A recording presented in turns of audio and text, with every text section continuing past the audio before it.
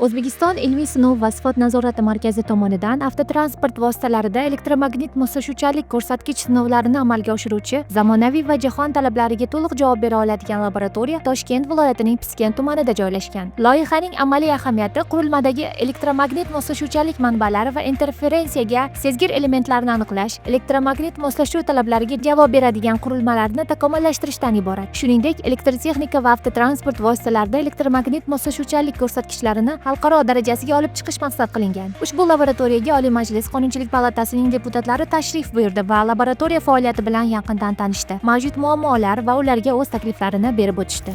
Laboratoriyada biz barcha jarayonlar bilan tanishdik. 2024-yil noyabrdan boshlab belgilangan elektron ro'yxatga turish mavjud. Haqiqatda ham har bitta fuqaro uyda turib ham o'z o'sha xorijda ishlab chiqarilgan transport vositasini xarid qilgandan keyin, davlatimizga kiritilgandan keyin shu transport vositasi uni aynan mana shu elektron moslashuvchanlikka tekshirish uchun ro'yxatda turadi. Uni uyda turib ham mana shu ro'yxatda turishi mumkin va ro'yxatda vaqt kelgandan keyin aynan o'z transport vositasini olib kelib shu laboratoriyada sinovlarni o'tkazishi mumkin ekan. Albatta bunday sinovlar kerak, lekin bu sinovlarni biz jadallashtirish yo'llarini topishimiz kerak. Yurtimizga kirib kelayotgan avtotransport vositalari elektromagnit mosligi bo'yicha muvofiqlikni baholash ishlari Vazirlar Mahkamasining tegishli qarori bilan elektromagnit mosligi bo'yicha sinovlardan o'tkazilishi belgilangan. Hozirda yengil avtotransport vositalari uchun davlat reyestrida bo'lgan 81 ta turini ma'qullash hujjati mavjud bo'lib, shundan 10 tasi mahalliy ishlab chiqaruvchilar, 71 tasi import qiluvchilar hisobiga to'g'ri keladi.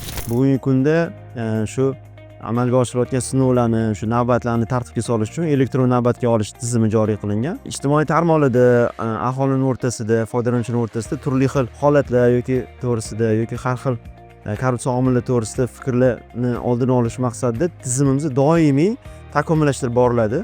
Xususan oxirgi qo'llanilgan choralardan natijasida mabodo qaysidir fuqaro yoki foydalanuvchi tomonidan qanaqangidir bir til biriktirish orqali elektron navbatda aylanib o'tish yoki sinovga navbatsiz kirib chiqish holatlari kuzatilgan holat mabodo agar sodir bo'ladigan bo'lsa ham, bizani boshqa maxsus axborot tizimimizda, o'sha E-laboratoriya axborot tizimimizda o'tkazilgan sinov bayonnomasini shakllantirish imkoniyati bo'lmaydi. Chunki barcha axborot tizimlarimiz o'zaro integratsiyaga ega. Hozirda ushbu laboratoriya kuniga 96 ta avtomobil sinovlarini o'tkazish imkoniyatiga ega hisoblanadi. Laboratoriya 24 ga 7 shaklda faoliyat olib bormoqda.